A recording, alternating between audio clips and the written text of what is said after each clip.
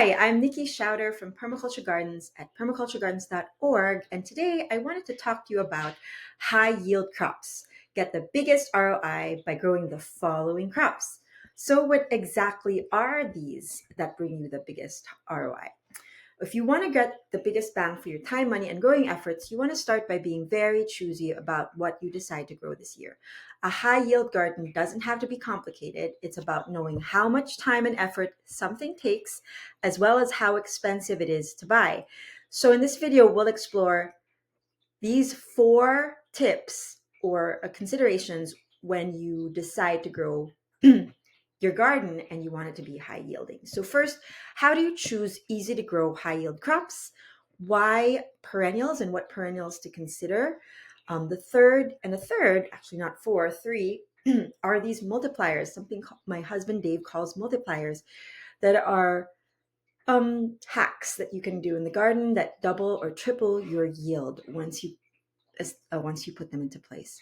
So let's dig in. So the first is choosing your easy to grow high yield crops. So Dave, a few years back, and this is pre-pandemic, my husband created this table. And so I don't even have the original. I think he coded this into WordPress. And so I just took the image, and you can see here the prices are probably much less than they are today, but the trends are likely similar. And of course, the yields are the same, and the level of difficulty to grow are the same. And so here you have a bunch of common annual plant yields: beets, carrots, garlic, onions, sweet potato, leaf crops, fruiting crops that you can consider growing. And then you take a look at how long do they take to grow, how much, how far north you are, how far south, how much of this can you grow, and is it easy to grow? So in the case of tomatoes, which is, I wanted to highlight this, it is something that is high in monetary value, so expensive to buy, and it does take about 100 days to harvest, and it's medium easy to grow. So like if you've never grown before, you can try your hand at like cherry tomatoes, but and then the space requirements are large. Now there are of course smaller places that you can grow things like cherry tomatoes or dwarf sized tomatoes, but the bigger your place, the better the yield will be. So you have 5 to 10 pounds per plant in terms of yield. And so you want to look at that and say, okay, based on this chart, I think tomato is probably, if I'm ready for it, a thing to grow that would give me the largest ROI, the biggest bang for my buck, because it's expensive to buy and I kind of can grow it. Now, even more are in the easy category. We have herbs that are expensive to buy, but easy to grow. So there is no-brainer. It's a no-brainer to grow herbs if you want to choose the biggest bang for your buck. And so go down this list and decide which plants are a good combination to grow in your garden, and that's your backyard or your patio, and easy to grow and high yield. So if you're just a beginner, start with easy to grow, right? And if you're adventurous or you're already experienced, do the medium ones. And then, look at the hard ones with like a challenging eye. So we have a hard time growing rosemary, thyme, and lavender, but this year we finally succeeded. It has survived the snow, and the yield is so okay. The yield, it says here, low. Is it expensive? I think that these things are right now really expensive to buy. So this could be something changed here because, oh, I think it's written mint. Okay, that's not a mint. Is that a family? Yeah, that's the mint family. That's right. So these are rather expensive in terms of herbs, but also hard. So you don't want to start out with something like rosemary, thyme, or lavender unless you've been gifted it or you have it already in your garden. But I have to say, it is such a blessing to have thyme right now as my go-to herb, and it still survives under the snow. Rosemary, not so much, but it will perennialize in the warmer climates like we're zone 7B. So yeah, go down this list and go up and down this list and see which ones you like to grow. Try to pick 3 or 4 different plant families While tomatoes are a favorite, growing only tomatoes, potatoes, and peppers because they're from the same family will also attract a lot of your bugs and pest problems. And then pick plants, of course, that you like to eat. It doesn't make sense to grow 50 pounds of radishes if you dislike them. So, next, I just want to shout out to Michelle Erickson Jones, who, for the farmers who are watching this video, this article was written in a more smaller scale permaculture, and that's really our expertise. But for farmers out there, these are the considerations that they have to do. So, how does that apply to you as a home grower or as somebody who's growing on a smaller scale? Do you have the equipment? Do you have the tools or the space for what you want to grow? Why perennials are ideal. Now next we go to perennials. We talk about perennials a lot at Permaculture Gardens, and you can go to our blog on perennials, vegetables, right here for a more thorough discussion on what perennial vegetables you might want to consider. But here, for the purposes of this big ROI blog, where you're just like looking at annuals mostly, and here are some perennials that will make us lazier gardeners that are very pricey to buy. So berries, any berries. I put blackberry here, but you can look at blueberries, strawberries. So easy to grow, so easy to spread, and so expensive to buy. So these are the things that you want to try to grow yourself. The perennial berries, the perennial bushes, depending on what space you have. And then the third, multipliers. So Dave, my husband, calls these multipliers those things that are actions that you can take in your garden to double or triple your harvest. While these steps might sound magical or complicated, he writes, these steps are surprisingly simple. After your first growing season, design your garden and planting calendar with these multipliers in mind to quickly scale up hundreds of pounds of vegetables and fruits. Here are two multipliers that can make the biggest impact on your yields. One is, and we draw this from John Jevons' Grow Biointensive thought process. He is a farmer in California, and he talks about growing using a crop rotation that's basically a smaller kind of crop rotation in your backyard. And here's an example of what we mean by all that we've written here, where we say the idea is to adapt the old farming practice of rotating crops yearly into a smaller venue and shorter time frame. Properly planned multi-cropping can enhance your soil life instead of depleting it. So we're thinking of the different crops and their nutrition requirements.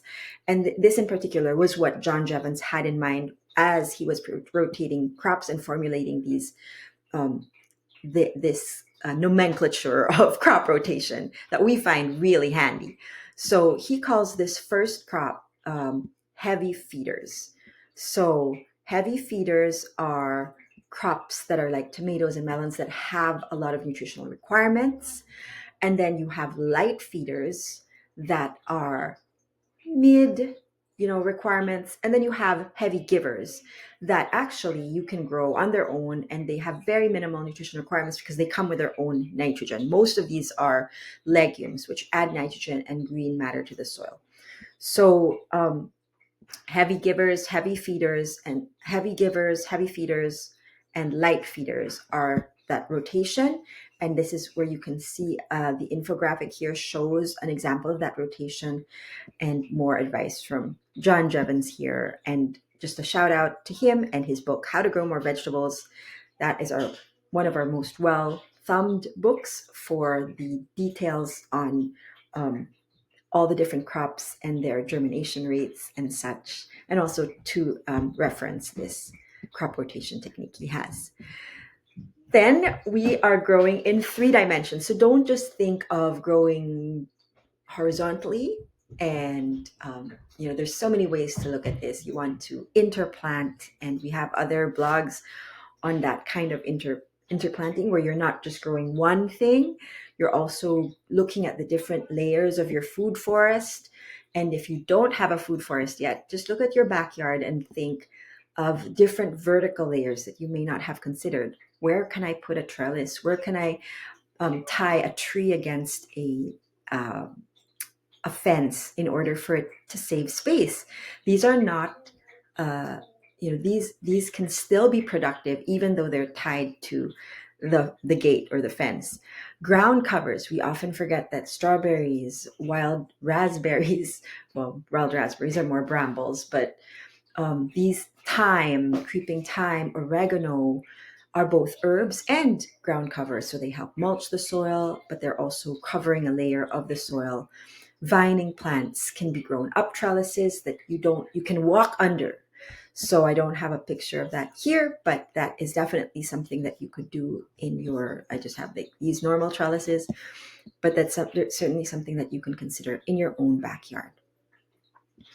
So here are some practical tips for layered gardens. Use vertical supports. Pair root crops like carrots and garlic with crops that don't take much above ground space. So if you have a root crop and then you have a crop that just like a ground cover, like an herb, like mint, they're shallow rooted and they can just weave in, and you're using up all the available space you have. Take advantage of existing structures that you already have. Final thoughts. To ensure you have high-yielding crops this year, diversify your garden. Surround your cash crops, those crops that you really want to get the most out of, such as your tomatoes and your zucchini or your squashes and your pumpkins or your fruits. Surround them with companion plants that promote growth. So companion plants that give nitrogen, legumes, for instance. They're legumes for cool weather, they're legumes for warm weather. Leafy greens that are for hot weather. I'm thinking of Malabar spinach or New Zealand spinach, then and pollinators, right? So they're all supporting the production of what you really want to grow, but really they're supporting each other. So they provide additional food as well. Building a resilient, diverse garden not only boosts yields, but also creates a thriving ecosystem. So once again, we're trying to bring in the bees, the birds, the frogs, and the more diverse your arrangement is, the more resilient it is and more stable. That's what Jeff Lawton says. The more diverse your system, the more stable it becomes. So if you want to dig deeper into the this how to get bigger yields, we have a workshop coming up for you soon at our farm. So we have regular workshops year round. Check our website for more details on that. There are a few other options that you might want to take. There's some free options, like you can always take our Plant Your Pantry Challenge. If you're a beginner, you can sign up for a live workshop or take a garden course with us, or join our Grow It Yourself program, which is our one-on-one. We help you one-on-one create the garden of your dreams.